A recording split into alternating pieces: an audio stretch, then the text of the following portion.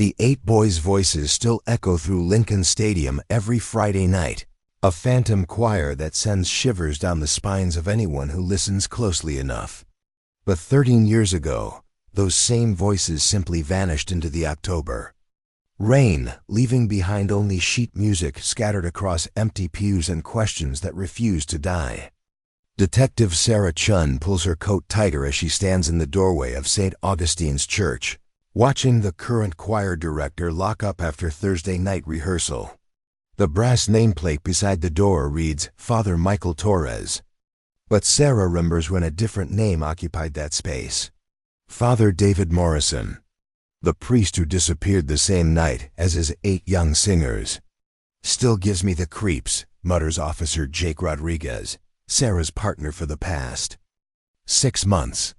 He's too young to remember the original case, but the story has become local legend. You really think reopening this is worth it? Sarah doesn't answer immediately. Instead, she studies the church's Gothic architecture, the way shadows pool in the carved stone alcoves where gargoyles seem to watch with knowing eyes. 13 years ago, she was a rookie detective, relegated to taking witness statements and filing paperwork. Now she's lead detective, and the Morrison case file sits heavy in her car, 3 thick binders of dead ends and false starts. The Castellanos family deserves answers, she finally says, her breath forming small clouds in the cold air. Miguel would have been 26 last month. His mother still sets a place for him at dinner. Jake shifts uncomfortably. The weight of unresolved cases always affects the young officers differently. Some become cynical. Others, like Jake, seem to absorb the family's pain like a sponge. The church door opens, and Father Torres emerges, his keyring jingling softly. He's a compact man in his 50s, with kind eyes that crinkle at the corners when he smiles. But tonight, seeing Sarah's badge, those eyes fill with something else. Wariness. Detective Chen, he says carefully. I wasn't expecting anyone tonight. Father Torres. Sorry to bother you so late. Sarah steps closer, noting how his grip tightens on his key ring. I'm hoping you might have a few minutes to talk about the choir program. About what happened before you arrived. The priest's smile falters. I've told the police everything I know. Father Morrison was already gone when I was assigned here. The program had been suspended for over a year. Yes, but you've been rebuilding it.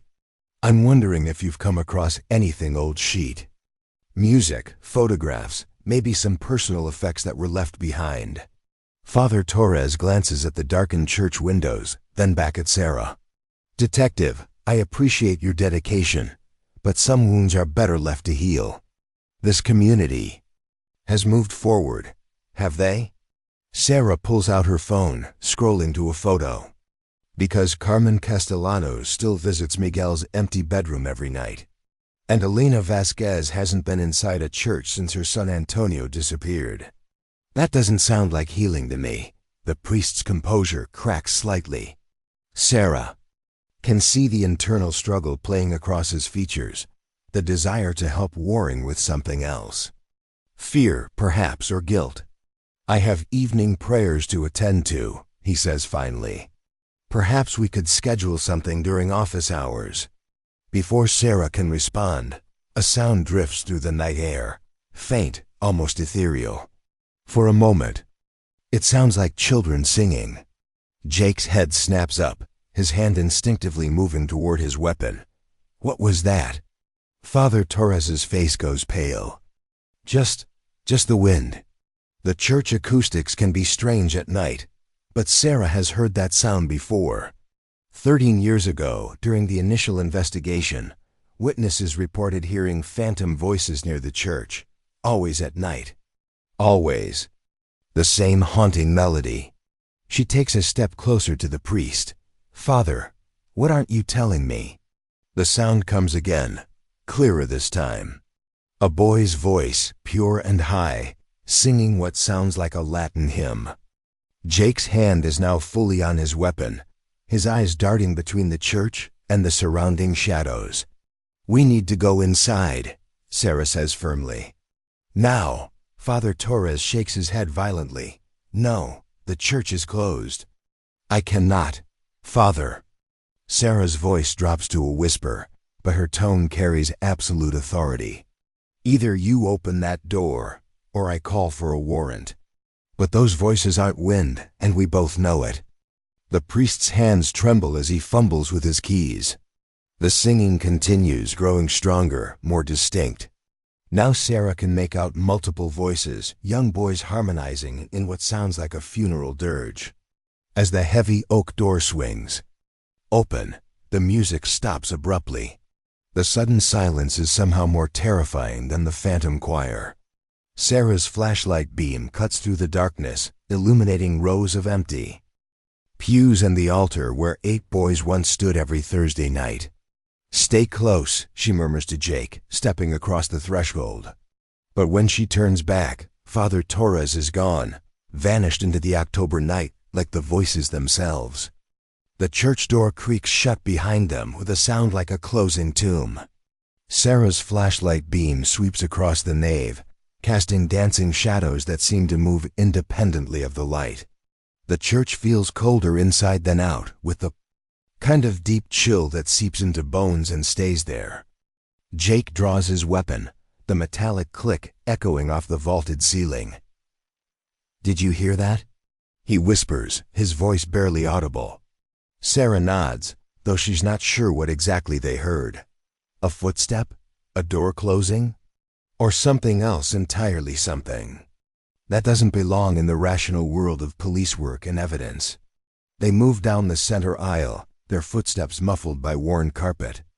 The stained glass windows loom above them, dark and lifeless without sunlight, to bring their biblical scenes to life. Sarah's flashlight illuminates the altar area where a simple wooden cross hangs above a communion table draped in white cloth. There, Jake points to the left side of the altar. The choir loft. A narrow wooden staircase leads up to a small balcony overlooking the main sanctuary. It's where the boys would have practiced, where they spent their last evening 13 years ago. Sarah can almost picture them, 8 young faces lit by sheet music, their voices blending in harmony while Father Morrison conducted from below. Miguel Castellanos, 13 years old, dark hair always slightly mussed, a gap-toothed smile that made his mother cry with joy. Antonio Vasquez, the quiet one, who sang soprano like an angel but stammered when he spoke. Danny Chun, no relation to Sarah, despite the shared surname, whose parents had immigrated from Taiwan and believed American church music would help their son fit in. As they climb the stairs, Sarah recites the names in her head like a prayer. She knows them all by heart, along with their ages, their families, their dreams. 8 boys between 12 and 15, all members of St. Augustine's Children's Choir. All vanished without a trace on October 15, 2011. The choir loft is small and cramped, with 2 rows of wooden benches facing a music stand. Sarah's light catches something glinting on the floor, a piece of sheet music, yellowed with age but still readable. She kneels, careful not to disturb what might be evidence. Ave Maria, she reads aloud. Schubert arrangement. Jake peers over her shoulder. That's the song they were practicing, the night they disappeared? According to the witnesses, yes.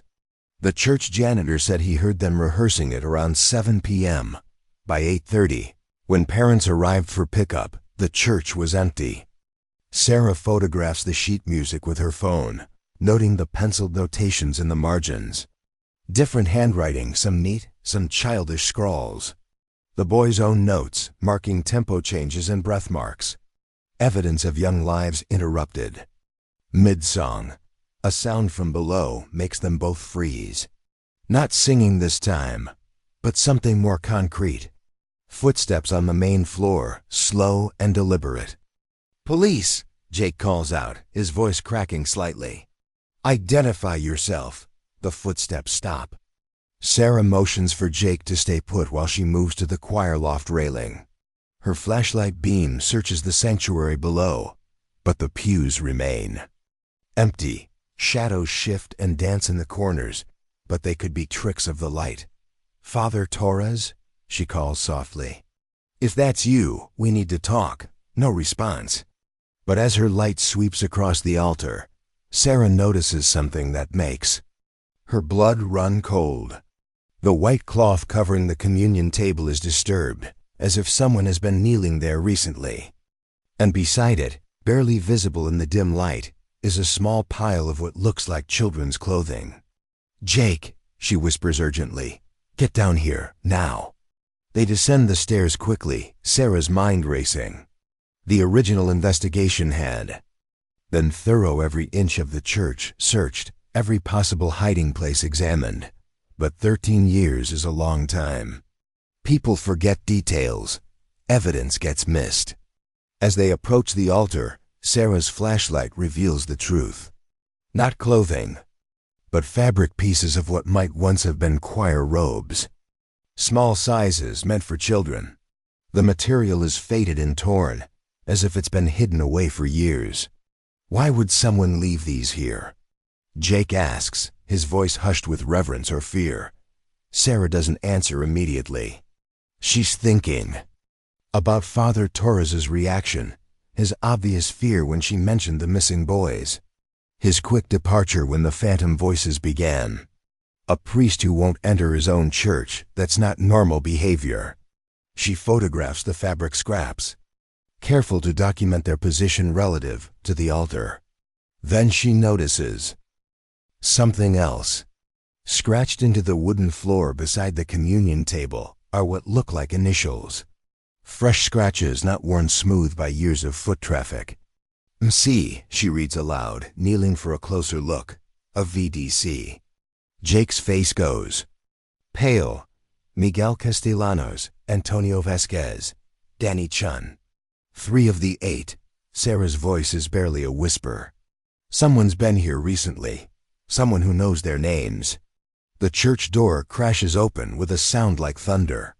Both detectives spin toward the entrance, weapons drawn, as a figure stumbles into the sanctuary. It's Father Torres, but he looks different now, disheveled, wild-eyed, as if he's been running. "You shouldn't be here," he gasps, leaning heavily against the doorframe. "Not tonight. Not when they're restless." "Father, what are you talking about?" Sarah keeps her weapon lowered, but ready. "Who's restless?" The priest's eyes dart to the altar, to the fabric scraps, to the fresh scratches in the floor. His face crumples with something that looks like guilt and terror mixed together. "The boys," he whispers, "they come back sometimes. Especially when someone's digging into the past. They want to be found, detective. But some secrets." He trails off, his gaze fixed on something behind Sarah and Jake. They turn to follow. His stare, and Sarah's blood freezes. Standing in the choir loft, barely visible in the shadows, is the silhouette of a child. Small, slight, with the unmistakable outline of a choir robe.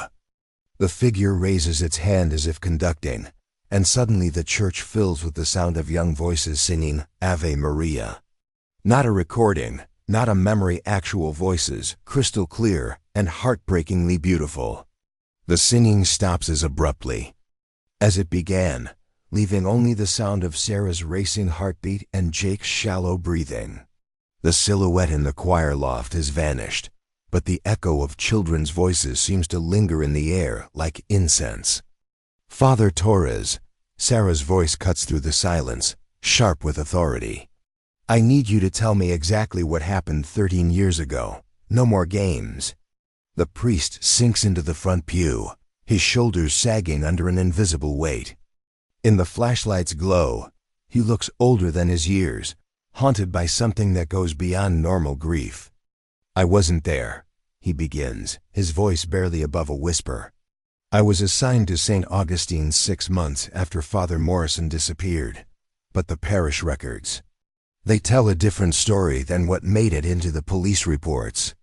Sarah and Jake exchange glances. New information after 13 years of dead ends. "What kind of different story?"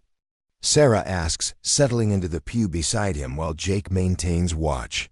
Father Torres pulls out a small leather journal from his jacket pocket.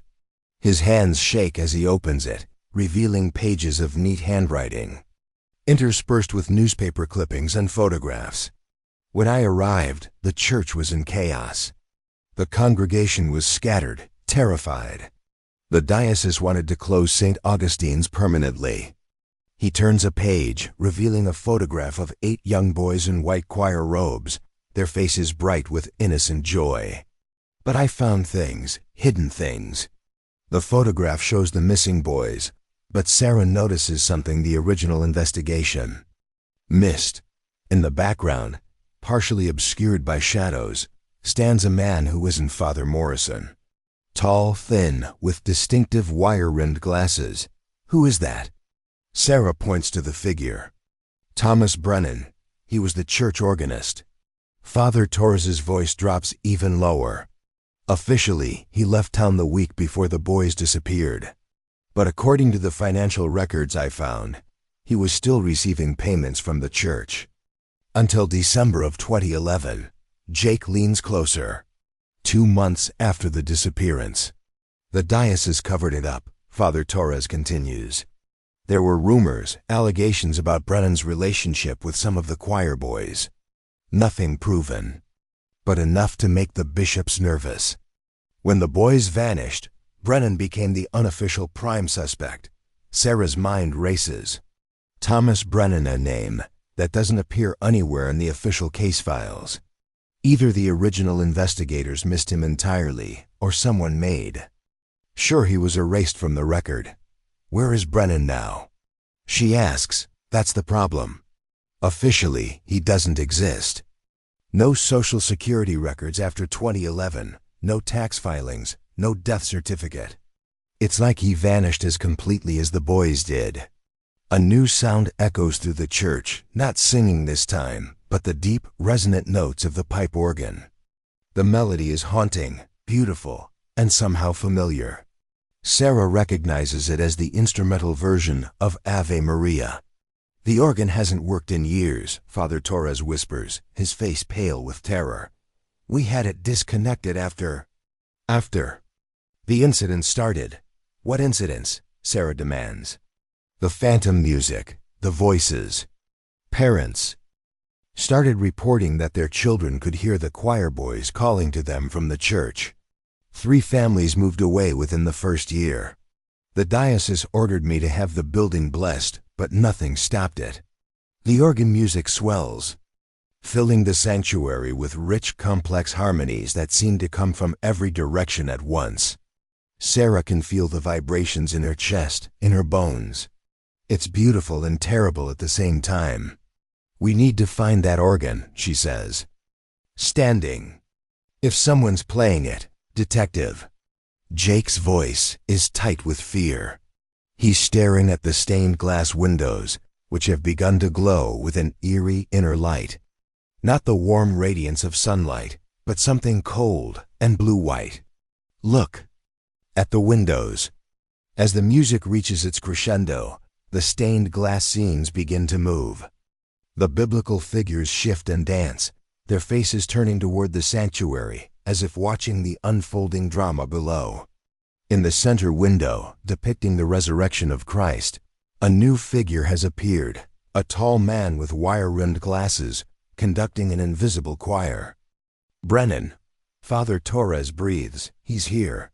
He's been here all along. Sarah's training kicks in despite the supernatural chaos around her. Evidence, facts, logical explanations. But as she watches the windows pulse with otherworldly light, she can't deny what she's seeing. Father, is there another way out of the church, besides the main entrance? The vestry, behind the altar. It leads to the old rectory basement. He points with a trembling finger. But detective, if Brennan is down there, if he's still alive.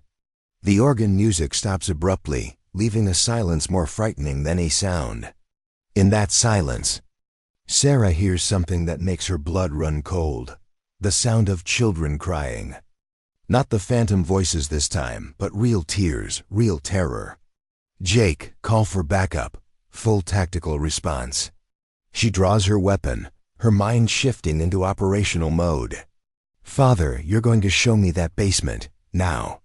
As they move toward the vestry, Sarah's flashlight catches something carved into the wooden altar, fresh scratches forming letters. "Help US." Below the message in smaller script, "Basement, room 7, hurry." The crying grows louder, more urgent. Somewhere beneath their feet, 8 voices call out across 13 years of silence, begging to be found. The vestry door creaks open to reveal a narrow stone staircase descending into darkness. The air rising from below carries the scent of mildew and something else, something sweet and cloying that makes Sarah's stomach clench. Father Torres hesitates at the top of the stairs, his face ashen. "I've never been down there," he admits. "The diocese sealed it when I arrived. Said it was structurally unsound." Sarah's flashlight beam cuts through the darkness, illuminating rough stone walls slick with moisture. The crying has stopped, replaced by an oppressive silence that seems to press against her eardrums. "Stay behind me," she instructs Jake, who's still waiting for backup to arrive. "Father, how many rooms are in this basement?" According to the building plans, 12. They were used for storage mostly. Old hymnals, seasonal decorations, that sort of thing.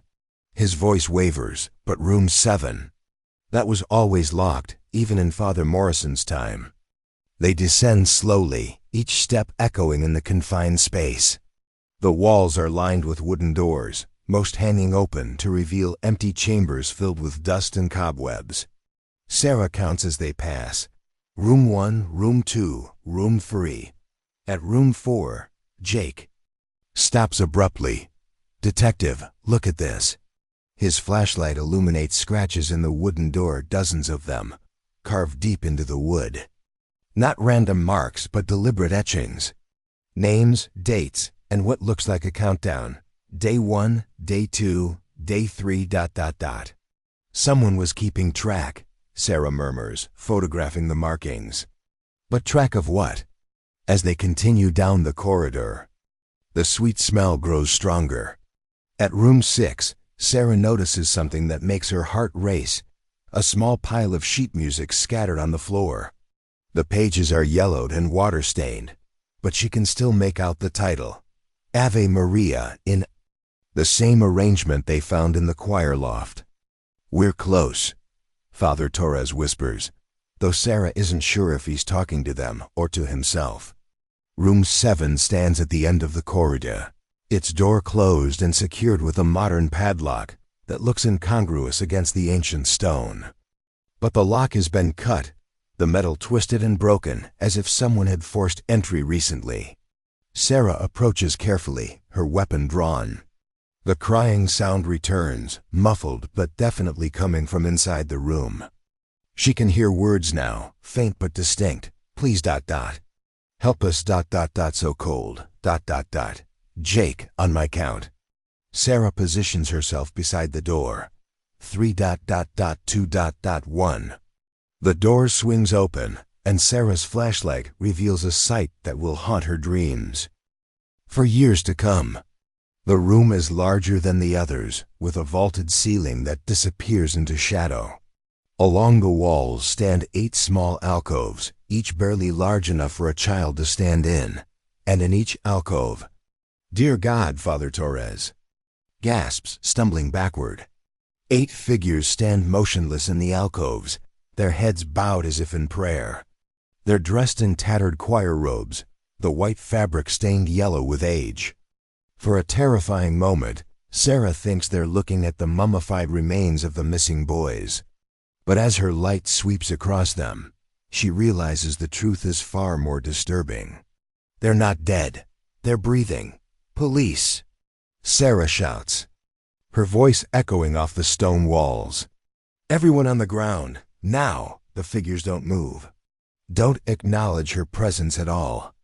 They simply stand there, swaying slightly, as if listening to music only they can hear. Sarah moves closer to the nearest alcove, her heart pounding. The figure is small, child-sized, with dark hair visible beneath a hood. As she approaches, The figure raises its head, and Sarah finds herself staring into the face of a young boy. But wrong somehow. Too pale, too gaunt, eyes that reflect her flashlight like an animal's. "Miguel?" She whispers, though she knows. It's impossible. The boy would be 26 now, not 13. The figure that might be Miguel opens its mouth and begins to sing. Not the phantom voices they heard upstairs, but something real and immediate. The other 7 join in, their voices blending in perfect harmony. Ave Maria fills the chamber, but there's something wrong with the melody. It's too slow, too mournful, like a funeral dirge. "They're not the boys," Jake says, his voice tight with realization. "They can't be." But as Sarah studies the faces in the alcoves, she sees the resemblance. The same features, the same bone structure, but wrong somehow. Too young, too preserved, as if time had stopped for them 13 years ago. A new voice joins the choir, deeper, mature, conducting from the shadows at the far end of the room. Sarah spins toward the sound, her flashlight cutting through the darkness to reveal a figure hunched over an antique organ. The man's back is to them, but she can see the wire-rimmed glasses, the thin frame that matches the photograph upstairs. "Thomas Brennan," she calls out. "Police! Turn around slowly and keep your hands where I can see them." The man's fingers never leave the organ keys. The music continues, growing louder, more intense. The 8 figures in the alcoves begin to move, stepping forward in unison, their movements synchronized like marionettes. "You came," Brennan says without turning around. His voice is cultured, refined, with the slight accent of someone who's spent years around classical music. I wondered when someone would finally hear them calling. "Mr. Brennan, I'm Detective Sarah Chun. We need to talk about what happened 13 years ago." 13 years, 3 months, and 17 days, he corrects, his fingers dancing across. The keys. But who's counting? The 8 figures are moving closer now, their faces still turned upward as if following some invisible conductor. Sarah can see them more clearly, young faces, but with something ancient and terrible in their eyes. "Where are the real boys, Mr. Brennan? What did you do with Miguel and Antonio and Danny?" For the first time, Brennan's playing falters. The music stops abruptly, and he turns around slowly. His face is gaunt, almost skeletal, with the look of a man who hasn't seen sunlight in years. "The real boys?" He laughs, a sound like breaking glass. "Detective, you're looking at them. My beautiful choir, preserved forever in perfect harmony. They'll never grow old, never lose their voices, never leave me." The 8 figures have formed a semicircle around Sarah and Jake. Up close, she can see the truth, whatever these things are. They're not entirely human anymore. Their skin has a waxy quality, their movements too fluid, too graceful for living children. "The night of October 15th, Brennan continues, his voice taking on a dreamy quality. "They came to me for extra practice, so dedicated, so pure. I couldn't let them go out into the world, couldn't let them be corrupted by adolescence and doubt, so I gave them a gift." "What kind of gift?" Sarah asks, though she's afraid she already knows. Brennan's smile is beatific and utterly mad. "Eternal childhood, eternal music. They'll sing for me forever, detective, just as they have for 13 years. The figures begin to sing again, but this time the melody is different, darker, and as their voices rise in harmony, Sarah realizes with growing horror that the sound isn't coming from their throats. It's coming from somewhere else entirely. Somewhere deep inside the church itself. The building is singing, and it's hungry. The singing grows louder, more complex, as if the very stones of the church are vibrating with trapped voices. Sarah's flashlight flickers, the beam growing weaker as the supernatural chorus swells around them. The 8 figures continue their slow advance, their movements perfectly synchronized to the unearthly melody. "Jake, how long until backup arrives?" Sarah asks, never taking her eyes off Brennan. "Should be here any minute," Jake replies, but his voice lacks conviction.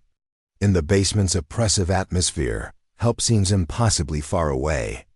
Brennan rises from the organ bench, his movements fluid despite his apparent age. They won't. Find us down here, detective. This room exists between spaces, between the world of the living and the realm of eternal song. The boys and I discovered it together, didn't we, my angels? The 8 figures nod in unison, their faces serene despite the horror of their situation. Sarah notices now that their feet don't quite touch the ground. They hover inches above. The stone floor, swaying like wind chimes in a supernatural breeze. Tell me what really happened that night, Sarah demands, keeping her weapon trained on Brennan. The truth. The truth? Brennan laughs, spreading his arms wide. The truth is that I loved them, more than their parents ever could. I understood. Their gift, their pure connection to the divine through music. He walks closer, and Sarah can see the madness burning in his eyes behind the wire-rimmed glasses. His skin is pale, almost translucent, with veins visible beneath the surface like a roadmap of obsession. They came to me after regular practice, just as they had been doing for months. Extra lessons, I told their parents. Special preparation. For the Christmas concert. But really, I was preparing them for something far more important. Preparing them for what? Jake asks, his voice tight with disgust. Transcendence. Brennan's voice takes on the fervor of a religious zealot. You know what happens to boy sopranos, detective? Their voices break. They become ordinary, mundane, lost in the brutal reality of adolescence. I couldn't let that happen to my perfect choir. The figure nearest to Sarah, the one that might be Miguel, turns its head toward her. When it speaks, its voice is young and clear, but the words are wrong, too mature for a child. He showed us the music, the figure says. The song that never ends. The melody that binds souls to stone and flesh to harmony. Sarah's blood runs cold. These aren't the boys. What are you? What did he do to them? I gave them immortality, Brennan answers. Their bodies rest peacefully upstairs, beneath the altar where they belong. But their souls their voices. They live on here, in perfect preservation. The implications hit Sarah like a physical blow. The boys are dead, have been dead for 13 years. But somehow, Brennan has trapped their spirits in this nightmarish choir, forcing them to sing for eternity. Where are the bodies? She asks, though she's not sure she wants to know. In the crypt beneath the main altar. I prepared them myself, with the same care a master craftsman gives to a precious instrument. They look just as they did that last night, young, beautiful, untouched by time. The ghostly figures begin to circle Sarah and Jake, their movements. Hypnotic and terrifying. Their song changes key, becoming more urgent, more demanding. Sarah can feel the melody working its way into her mind, making her thoughts sluggish and confused. Fight it, she tells Jake, who's beginning to sway in time with the music. Don't listen to them. But it's too late. Jake's eyes have taken on a glassy quality, and he's lowering his weapon. The supernatural chorus has found its hold on him, just as it must have found its hold on the boys 13 years ago. You can join them, Brennan says softly, both of you. There's always room for more voices in the eternal choir. Your souls will sing forever, free from the pain of mortality. Sarah backs toward the door, but finds her way blocked by 2 of the ghostly figures. They don't touch her, but she can feel the cold emanating from their forms, a chill that goes beyond physical. Temperature. The parents, she gasps, fighting against the music's influence. They've been grieving for 13 years. They deserve to know what happened. Grief is temporary, Brennan replies. Song is eternal. Their children are happier now than they ever were in life. Listen to them, detective. Have you ever heard anything more beautiful? The music swells again, and Sarah has to admit there's something hauntingly lovely about it. The voices blend in perfect harmony, creating melodies that seem to touch something. deep in her soul. For a moment, she understands the temptation to let go, to join the eternal choir, to never worry about pain or loss again. But then she thinks of Carmen Castellanos, setting a place at the dinner table for her missing son. Of Elena Vasquez, unable to enter a church because of her grief. Of 8 families who have lived in limbo for 13 years, not knowing if their children were alive or dead. No, she says firmly, raising her weapon again. This ends now. The ghostly figures recoil as if her words have physical force. Brennan's face contorts with rage, and the music becomes discordant, angry. You cannot stop what has already begun, he snarls. The boys are mine now. They will sing for me forever, and you cannot change that. But Sarah notices something. Brennan doesn't one of the figures has broken formation. The one that might. The Antonio Vasquez is moving differently now, its movements less synchronized with the others. And when it speaks, its voice is different, too younger, more human. Help us, it whispers, just loud enough for Sarah to hear. Please ... We're so tired of singing. The real boys, or what's left of them, are still in there, still fighting against Brennan's supernatural control. Sarah realizes this might be her only chance to break the spell that has held them captive for 13 years. Father Torres. She calls out, without taking her eyes off Brennan. You said you found parish records. Are there any about exorcisms?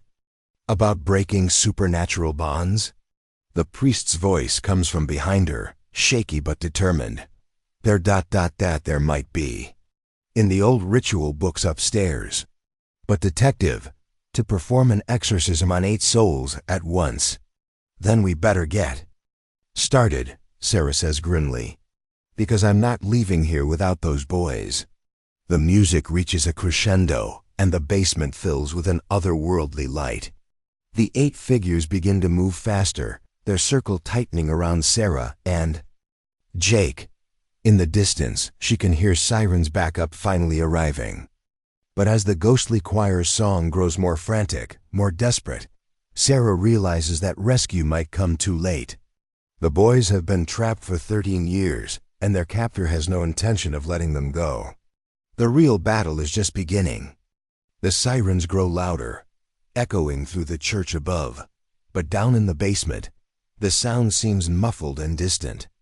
Sarah can hear heavy footsteps on the main floor. Backup has arrived, but they'll never find the hidden entrance to the basement in time. Jake!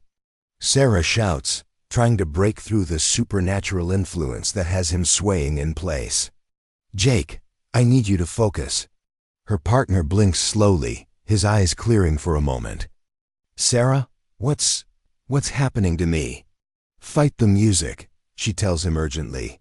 Don't let it in your head. Father Torres has pressed himself against the wall, clutching his journal to his chest like a shield.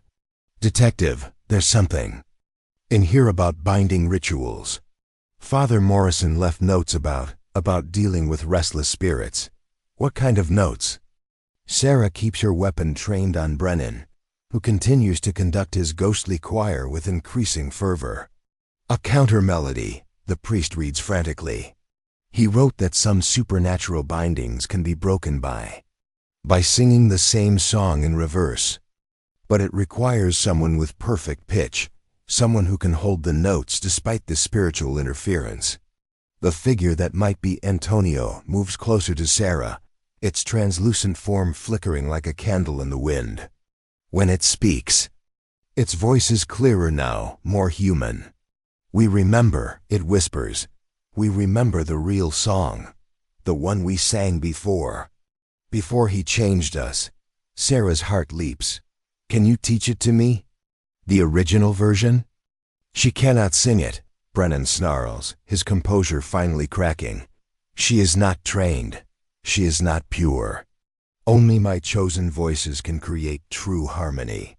But the Antonio figure is already humming, a soft melody that cuts through the supernatural chorus like a blade through silk. One by one, the other ghostly figures begin to join in, not the corrupted version they've been singing for 13 years, but something older, more innocent. Ave Maria, Sarah recognizes, the original arrangement. The basement fills with competing melodies as the boys' true voices battle against Brennan's supernatural control. The air shimmers with conflicting energies, and Sarah can feel the temperature dropping rapidly. Her breath comes out in visible puffs as the spiritual warfare intensifies. Stop! Brennan shrieks, abandoning his organ to rush toward the singing figures. You belong to me, your voices are mine. But as he reaches for the Antonio figure, his hand passes through empty air. The ghostly boy has become more transparent, more ethereal, as if the true song is weakening Brennan's hold on his soul. Jake! Sarah calls out, I need you to get upstairs and guide the backup down here. Tell them to bring everything: lights, cameras, recording equipment. We need to document this. Jake nods, his head clearer, now that the competing melodies have disrupted Brennan's influence. He moves toward the door, but pauses at the threshold. Sarah, what if they don't believe us? What if they think we've lost our minds? Then we'll have the evidence, she replies grimly. Father Torres, keep reading those notes. There has to be more. The priest flips through pages frantically. Here, Father Morrison wrote about a final ritual, something called the Song of Release. It requires the original conductor to voluntarily release his hold on the bound souls. I will never release them. Brennan roars, his face twisted with rage and madness. They are mine. My perfect choir, my eternal masterpiece. But the boys' voices are growing stronger, more solid. Sarah can see details now that weren't visible before Miguel's gap-toothed smile. Danny's wire-rimmed glasses so similar to Brennan's, Antonio's quiet dignity even in his ghostly form. The figure that might be Miguel steps forward, its voice cutting through the chaos with startling clarity. We forgive you, Mr. Brennan, but we want to go home now. We want to rest. You cannot have them. Brennan lunges toward the Miguel figure, but stumbles as his foot passes through what appears to be solid ground. Sarah realizes with growing amazement that the basement itself is becoming less stable, less real, as the boy's true song weakens. The supernatural prison. Father Torres, she says urgently, read me the exact words of the release ritual, all of it. The priest's voice shakes as he reads. The conductor must speak the names of the bound souls, acknowledge their freedom, and ask for their forgiveness. Only then can they pass to their eternal rest. You hear that, Brennan? Sarah moves closer to the mad organist. You can end this. You can let them go. Never. But even as he speaks, Brennan's form is beginning to flicker like the boys'.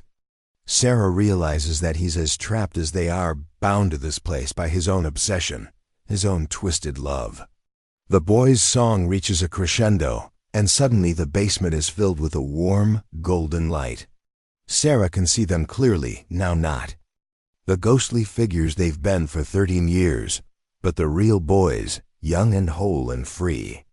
Thank you, Miguel says, his voice clear and strong. Thank you for not giving up on us. One by one, the boys begin to fade, their forms becoming translucent as they're finally released from their supernatural prison. But before they disappear completely, Danny, the quiet one who stammered in life, speaks directly to Sarah. The others, he says urgently. There are others. Not just us, Mr. Brennan. He's been doing this for a long time. Different churches, different choirs. You have to find them. How many others? Sarah asks, but the boys are already fading, their voices becoming distant and ethereal. Tell our parents we love them, Antonio whispers. Tell them we're at peace now. And then they're gone, leaving only the echo of their final song and the warm smell of spring flowers, the scent of redemption and release. Brennan collapses to his knees, his face aged decades in minutes. My choir, he whispers. My beautiful, perfect choir. It's over, Sarah tells him, moving to secure him with handcuffs. The boys are free. But even as she speaks, she knows it's not over. Danny's warning echoes in her mind. There are others. Other churches, other choirs, other children trapped in Brennan's web of supernatural obsession. As heavy footsteps echo down the basement stairs, Sarah looks around the now ordinary stone room. The alcoves are empty, the organ silent. But carved into the wall behind where Brennan's instrument stood, she can see a list of names, not just the 8 boys from St. Augustine's, but dozens more. The real investigation is just beginning. The basement swarms with activity as the tactical team secures the scene. Crime scene photographers document every inch of the stone chamber, while forensics specialists carefully catalog the names carved into the wall. Sarah stands beside the list, her blood running cold as she counts. 47 names spanning 3 decades. Detective Chun? Officer Martinez approaches with a tablet, his face grim. We ran preliminary searches on these names. 23 are listed as missing persons cases across 7 states. All boys, all between the ages of 12 and 15, all last seen at church choir practice. Sarah studies the tablet screen, her mind racing. The earliest date carved into the wall is from 1987. Brennan has been perfecting his horrific craft for over 30 years. Each name represents a family destroyed, parents left to wonder what happened to their children. What about the others? She asks. The 24 names that aren't in the system? That's where it gets complicated, Martinez replies. Some of the names are too old for digital records. Others ... He hesitates. Others might be from jurisdictions that didn't properly report missing children in the 80s and 90s. Across the room, Thomas Brennan sits in handcuffs, his earlier madness replaced by an eerie calm. He's been reading rights, but hasn't spoken since the boys' spirits were released. Now he watches the investigators with the detached interest of a scientist observing lab rats. Has he said anything? Sarah asks Jake, who's been assigned to watch the prisoner. Just one thing, Jake replies quietly. He asked if we could hear them singing. When I said no, he smiled and said they'd be back soon. Sarah kneels beside Brennan's chair, studying his face. Up close, she can see the toll his obsession has taken. His skin is paper thin, his eyes sunken deep into his skull. But there's still an intelligence there, a cunning that makes her skin crawl. Mr. Brennan, she says softly. Those names on the wall, where are they? He tilts his head, considering her question. Which ones? All of them. Where are the other choirs? A slow smile spreads across his face. You think St. Augustine's was special? You think those 8 boys were my only masterpiece? He laughs, a sound like rustling leaves. Detective, you've uncovered a single movement in a symphony that spans decades. Tell me about the others. Why should I? You've already destroyed my greatest work. 13 years of perfect harmony, ruined by your meddling. Sarah leans closer, her voice dropping to a whisper. Because somewhere out there, children are still trapped, still singing against their will. And deep down, beneath all that madness, you know it's wrong. For a moment, something flickers in Brennan's eyes, a shadow of the man he might have been before obsession consumed him. But then it's gone, replaced by cold calculation. Sacred Heart Cathedral in Portland, he says finally. 12 boys, 1994. Their voices were particularly pure. Inner-city children who sang with the desperation of angels. Sarah signals to Martinez, who begins typing furiously on his tablet. What else? St. Mary's in Phoenix. 9 boys, 2003. That was more challenging. The desert made it difficult to maintain the proper acoustics. Brennan's voice takes on a lecturing tone, as if he's discussing a complex musical arrangement. But the basement there had excellent resonance. How many active sites are there right now? Sarah asks, though she's afraid of the answer. Active? Brennan chuckles. Oh, detective, you misunderstand. I don't need to maintain them personally. Once the binding is complete, once the souls are properly tuned to their eternal song, they sustain themselves. The buildings become, how should I put it, ... spiritually self-sufficient. The implications hit Sarah like a physical blow. If Brennan is telling the truth, there could be dozens of churches across the country harboring trapped spirits, children, who've been singing in supernatural captivity for years or even decades. Martinez, she calls out, I need a full database search on missing children connected to church choirs. Expand the parameters to include the entire country, going back 40 years. Already on it, Martinez replies. But detective, if these sites are as widespread as he's suggesting, we're looking at a federal investigation. This is bigger than anything our department can handle. Father Torres approaches, his journal still clutched in his hands. Detective, I've been reading more of Father Morrison's notes. There's something else you need to know. Sarah turns to the priest, noting the fear in his eyes. What is it? The ritual Brennan used, it's not original. Father Morrison traced it back to medieval grimoires, ancient texts about binding souls to sacred spaces. But detective, those texts also mention something called the convergence. What kind of convergence? When enough bound choirs reach critical mass, their combined spiritual energy can ... can tear holes in reality itself. The boundary between the living world and the realm of the dead becomes permeable. Brennan's laughter fills the chamber. Finally, someone who understands. Yes, the convergence. 47 choirs, 47 sacred spaces, all resonating at the same frequency. When the last choir is bound, the barriers will fall and the world will be filled with eternal song. You're insane, Sarah says, but her voice lacks conviction. After what she's witnessed tonight, the boundaries of sanity have become fluid. Am I, or am I a visionary preparing humanity for its next evolutionary step? A world where death has no meaning, where beauty is eternal, where the pure voices of children will guide us into paradise. Martinez looks up from his tablet, his face pale. Detective, I'm getting hits from all over the country. Missing children, all connected to church choirs, all fitting the same pattern. If even half of these are connected to Brennan ... then we have a nationwide supernatural emergency, Sarah finishes. Martinez, contact the FBI. Tell them we need a joint task force, and tell them to bring experts in unconventional phenomena. What about the sites that are still active? Jake asks. If there are children trapped in other churches right now, ... Sarah looks at Brennan, who's watching the proceedings with evident satisfaction. We're going to find them, all of them, and we're going to set them free.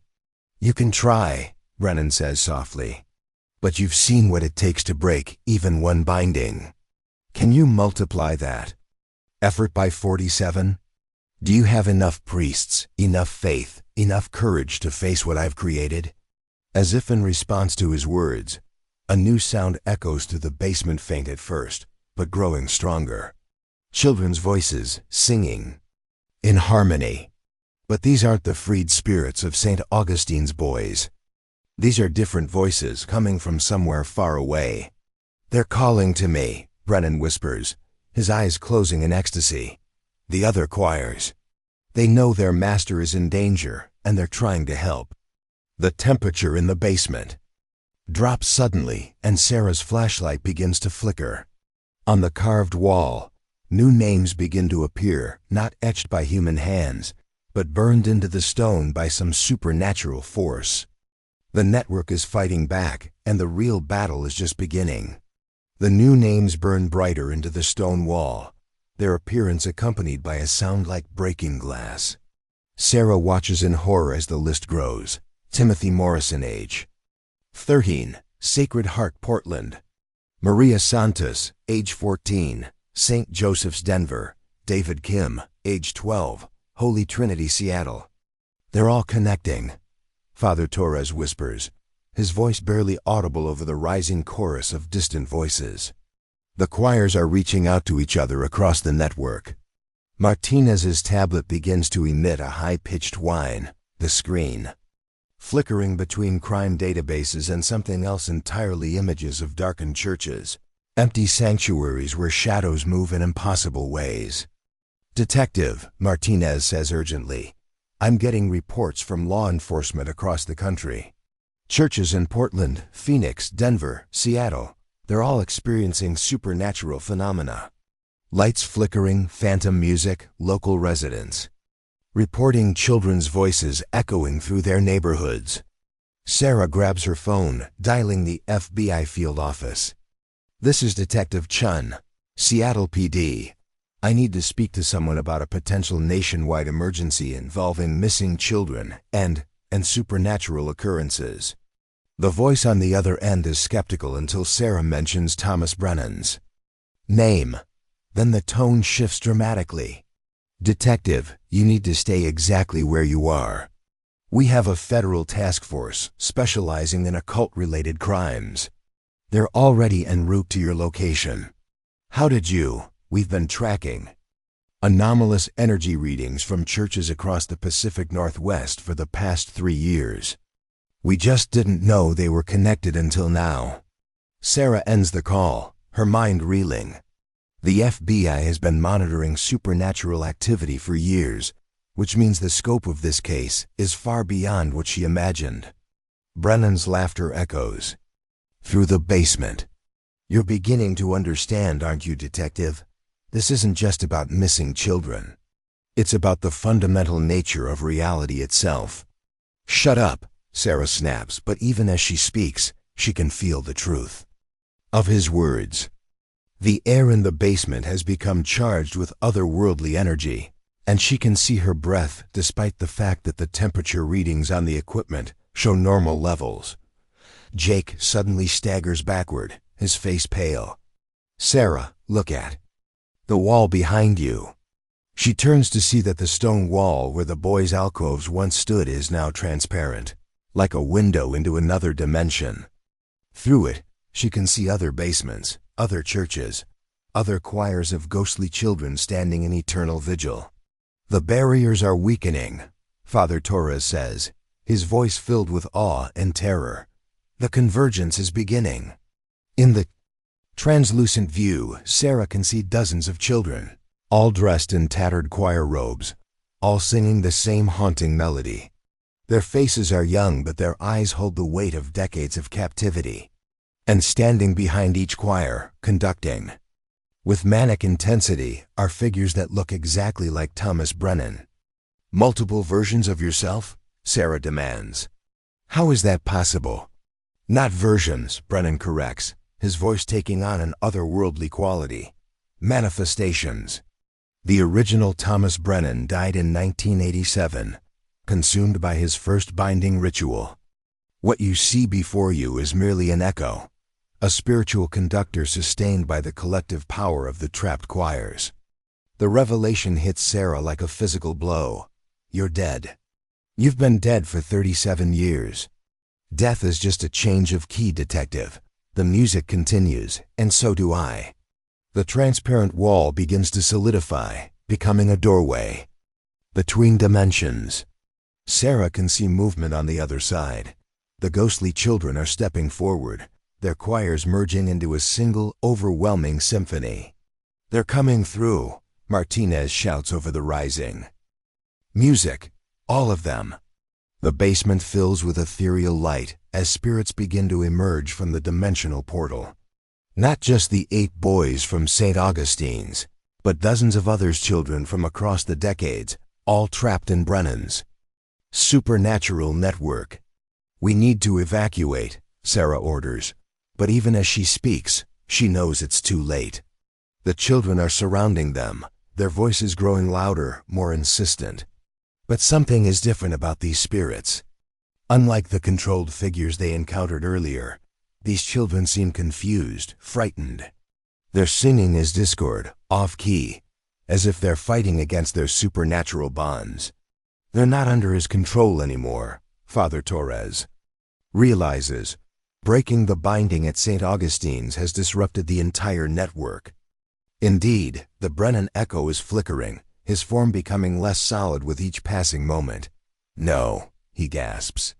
The convergence must be completed. 47 choirs, 47 sacred spaces. Without perfect harmony, the barriers will collapse. Chaotically. What does that mean? Sarah demands. It means the dead will flood into the living world without structure, without purpose. Chaos instead of eternal song. Hell instead of heaven. The ghostly children's voices reach a crescendo, and suddenly the basement is filled with a deafening crack. The walls begin to crumble, not from physical force, but from the breakdown of reality itself. Everyone out. Sarah shouts, but the portal is expanding, pulling them toward the dimensional rift.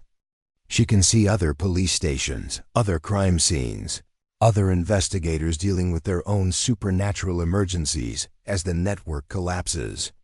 Martinez grabs Father Torres, pulling him toward the stairs. Move now. But Jake is transfixed by the sight of the ghostly children. Sarah, they're trying to tell us something. They're not just singing, they're trying to communicate. Sarah strains to listen through the chaos. The children's voices are indeed forming words. Not in English, but in Latin, the same language used in the original binding rituals. Liberate. Nuz, she translates. Free us, solvere vinculum, the children continue. Break the bonds. Cantate novum canticum, their voices join in desperate harmony. Sing a new song. Sarah suddenly understands. They're giving us the counter-ritual. The way to break all the bindings at once. The Brennan echo realizes what's happening and lunges toward her, his form flickering between solid and ethereal. You cannot. The convergence must be completed. But the ghostly children surround their captor, their voices rising in a new melody, not the twisted song of eternal binding, but something older, more primal. A song of freedom, of release, of the natural order reasserting itself. Requiem. Aeternum, they sing. Eternal rest. The Brennan echo screams as his form begins to dissolve. His decades of supernatural existence finally coming to an end. But even as he fades, his voice carries a final warning. The damage is done. The barriers are broken. The living and dead will merge whether you want it or not. The basement collapses around them, but instead of crushing debris, they're surrounded by a whirlwind of spirits, not just the choir children, but all the dead who have been held back by the supernatural barriers. The very foundation of reality is shifting, and Sarah realizes that stopping Brennan was only the beginning. The real crisis is just starting.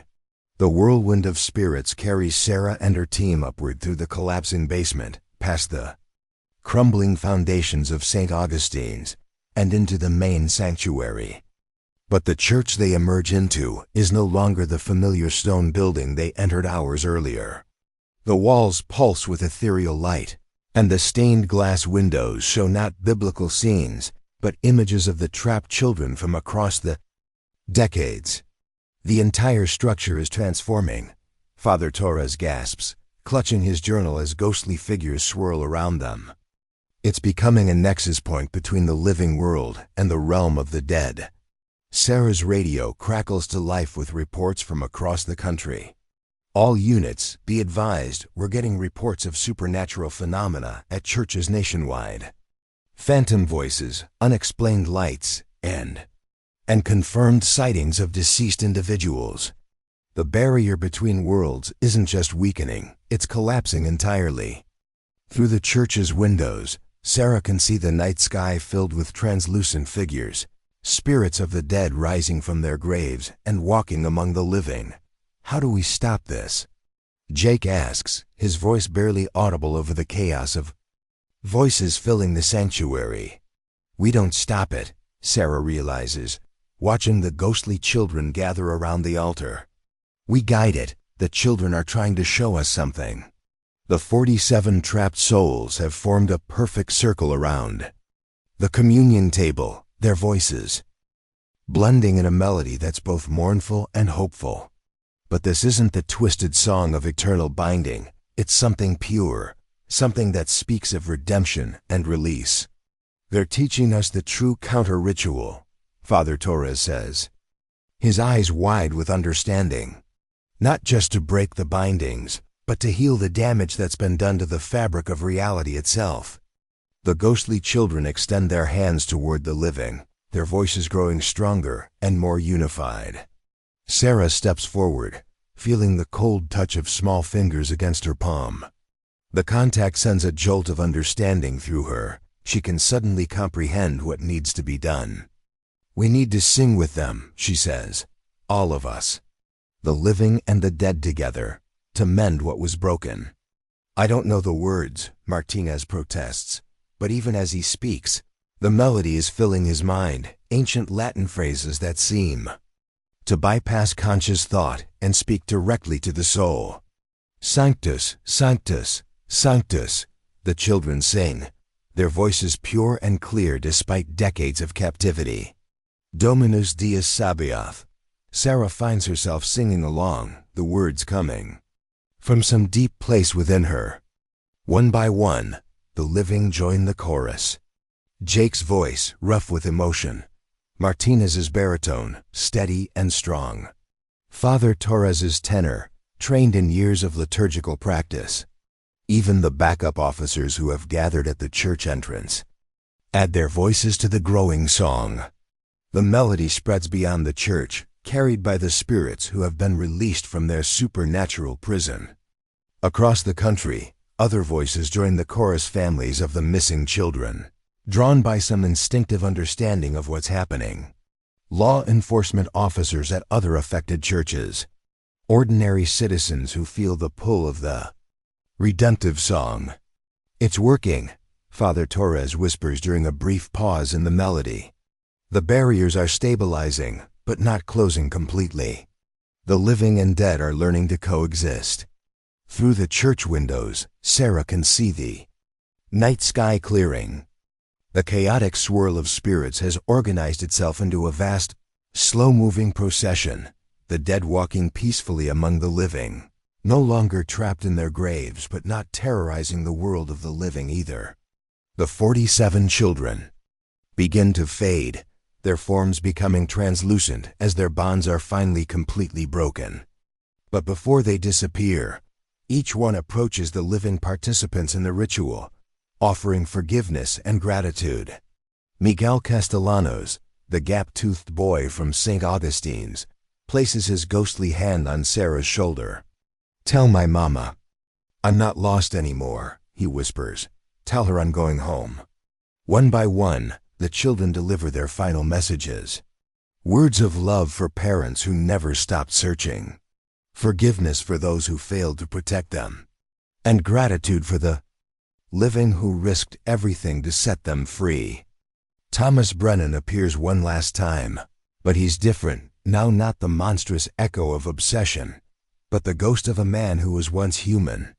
The binding ritual that sustained him for 37 years has been broken, and his true face is revealed, not evil but lost, twisted by decades of supernatural corruption. "I'm sorry," he whispers, his voice barely audible. "I thought I was preserving them. I thought I was saving them from a world that would destroy their innocence." "You were wrong," Sarah says firmly, "but you can make it right now. Help us make sure this never happens again." Brennan nods, his form already beginning to fade. "The grimoires," he says. "The ancient texts I used, they're hidden in safe deposit boxes across the country. Box 247 at First National Bank in Seattle. Box 156 at Wells Fargo in Portland. Destroy them, burn them. Don't let anyone else follow my path." With those words he vanishes, finally finding the peace that had eluded him for nearly 4 decades. The singing continues, but it's changing now, becoming less about supernatural binding and more about human connection. The melody shifts from Latin to a dozen different languages as people across the country add their voices to the chorus. It's not just a song of redemption for the trapped children. but a song of healing for a world that has been wounded by their loss. Sarah's phone buzzes with text messages from across the country. Reports of missing children's cases being solved. As families finally receive the closure they've sought for years. Cold cases being reopened as new evidence comes to light. But also stories of hope, families reunited with the spirits of their lost children, able to say goodbye properly for the first time. As dawn breaks over Seattle, the supernatural phenomena begin to subside. The church slowly returns to its normal appearance, though Sarah notices that the stained glass windows now show images of the 47 children, not as trapped souls, but as angels watching over the living world. It's over, Father Torres says, closing his journal. The network is broken. The children are free. But Sarah knows it's not really over. The barrier between the living and dead has been permanently altered, and the world will never be quite the same. Somewhere out there, other obsessed individuals might try to replicate Brennan's work. Other children might be threatened by those who seek to preserve innocence through supernatural means. It's not over, she corrects gently. It's just beginning. We have work to do. The song continues, carried on the wind across the country. A reminder that some bonds can never be broken, not through death, not through time, not even through the most twisted forms of love. The children are free, but their voices will echo forever, not as trapped spirits, but as a call to the living to protect the innocent and seek justice for those who cannot speak for themselves. 3 months after the convergence, Sarah stands in the renovated St. Augustine's Church, watching children rehearse for the first time in over 13 years. The new choir director, a young woman named Elena Martinez, Officer Martinez's sister, guides 8 young voices through a simple hymn, their song bright and joyful in the morning sunlight. The church has been transformed, not just by renovation, but by something deeper. The stained glass windows still show the faces of the 47 children, but now they're depicted as guardians rather than prisoners, their expressions serene and protective. Local families have slowly begun to return, drawn by a sense of peace that permeates the building. Detective Chun? A familiar voice calls from the church entrance. Sarah turns to see Carmen Castellanos, Miguel's mother, carrying a bouquet of white roses. She's aged gracefully in the months since the convergence, her face still marked by years of grief, but softened by the closure she finally received. "Mrs. Castellanos," Sarah says warmly, "how are you doing?" "Better," Carmen replies, her voice steady. "Miguel came to me in a dream last week. He looked exactly as he did at 13, but his eyes were peaceful. He told me he was proud of what I'd become, how I'd helped other families search for their missing children." Indeed, Carmen has become an advocate for missing children's cases, using her experience to help other families navigate the complex emotions of unresolved loss. The Castellanos Foundation now provides support services to families across the Pacific Northwest, funded partly by the substantial settlement the church paid to the victims' families. "He also told me something else," Carmen continues, her voice dropping to a whisper. "He said the work isn't finished, that there are others, not supernatural like what Brennan did, but real children who need help. He wants us to keep singing, keep searching, keep hoping." Sarah nods, understanding the deeper meaning. The supernatural crisis may be over, but the very real problem of missing children continues. She's now part of a specialized FBI task force that investigates cases involving occult elements, but she's also returned to her roots, helping families find their lost children through traditional police work. Father Torres approaches, carrying a thick folder. "Detective, I wanted to share something with you. I've been in contact with other parishes where Brennan had activities. They're all reporting similar phenomena." "What kind of phenomena?" Sarah asks, though she suspects she knows the answer. "Healing. Families receiving closure. Cold cases being solved as new evidence mysteriously appears. It's as if the children's spirits are still working to help other lost souls find their way home. The folder contains dozens of letters from families across the country, each describing encounters with the spirits of their missing children. Not frightening visitations, but gentle encounters that provided comfort and, in many cases, crucial information about their children's fates. It's not just about our 47, Sarah realizes. They're helping other children too, both the living and the dead. Jake appears in the doorway, his face grim but determined. Sarah, we've got a new case. 3 children missing from a church camp in Oregon. No supernatural elements this time, but the families are asking for you specifically. Sarah looks around the church one more time, taking in the sound of children's voices raised in innocent song. The new choir sings with joy, their voices untainted by the darkness that once filled these walls. It's a sound the 47 trapped souls never got to experience in life. The simple pleasure of singing together without fear, without coercion, without the weight of supernatural binding. I'll be right there, she tells Jake, then turns to Carmen. Will you keep an eye on things here? Make sure the children stay safe. Always, Carmen promises. Miguel would want that. As Sarah prepares to leave, she notices Elena Martinez teaching the children a new song, not a hymn or a classical piece, but something contemporary and hopeful. The melody is simple but powerful, and she recognizes it as one of the songs that emerged spontaneously during the convergence, created by the collective voices of the living and dead singing together. What's that song called? She asks Elena. The Song of Found Voices, Elena replies. The children requested it. They said it helps them remember that every voice matters, that no one should ever be forced to sing alone. Sarah smiles, feeling a warm presence around her, not frightening or supernatural, but comforting. She can almost hear Miguel's voice, along with the others, harmonizing with the living children's song. Not trapped echoes from the past, but free spirits choosing to share their voices with the world.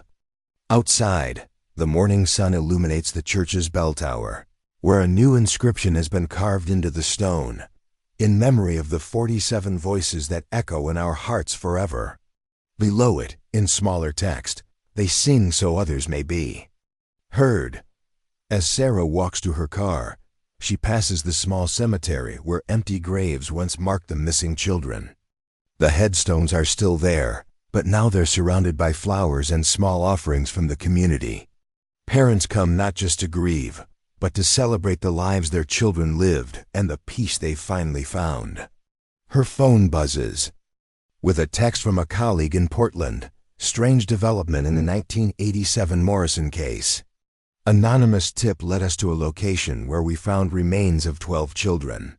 Families finally getting closure. Thank you for whatever you did up there.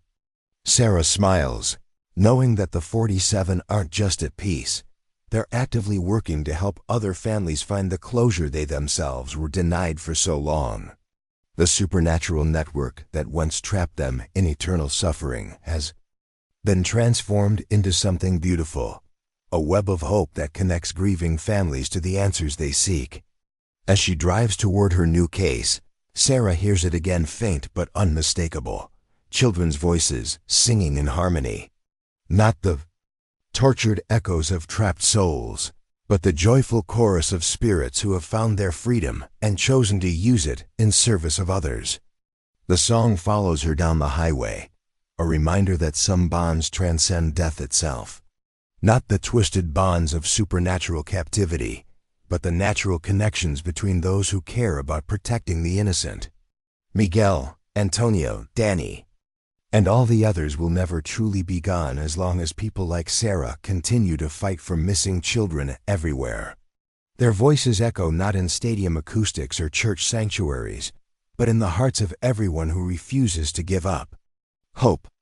And in that echo, there's both memory and promise, the memory of 47 young lives cut short, and the promise that their sacrifice will never be forgotten. The song continues, carried on the wind toward new cases, new families, new opportunities, to transform tragedy into hope. And Sarah drives toward whatever awaits, knowing that she's not working alone. She's part of a choir that spans the boundaries between life and death, united in the eternal song of justice and compassion. In the end, that's the most beautiful harmony of all.